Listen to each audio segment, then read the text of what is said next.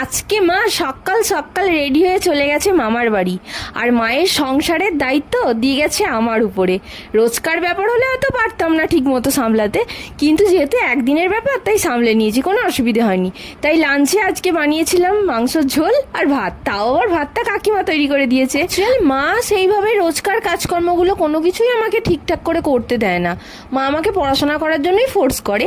এবার ওই মা যখন থাকে না তখন টুকটাক করে আর কি শেখা, সেরকম ভাবেই শিখেছি। তবে যেটুকু শিখেছি কাজ চালিয়ে নিতে পারবো, কোনো কিছু আটকাবে না, এটুকু শিওর।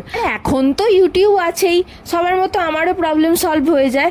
তবে আজকে রান্না করতে করতে এত জোর খিদে পেয়েছিল যে খাবার রান্না করার পরে যে মাংসর একটা ক্লিপ নেব সেটাও নেওয়া হয়নি। রান্না করেছি, স্নান করেছি আর খাওয়া দাওয়া। যাই হোক, আজকের ভিডিওটা এখানেই কমপ্লিট করলাম। কাল আসছি নতুন একটা ভিডিও নিয়ে। ততক্ষণ পর্যন্ত তোমরা প্রত্যেকে ভালো থেকো, সুস্থ থেকো, আর চ্যানেলটা অবশ্যই সাবস্ক্রাইব করে দিও।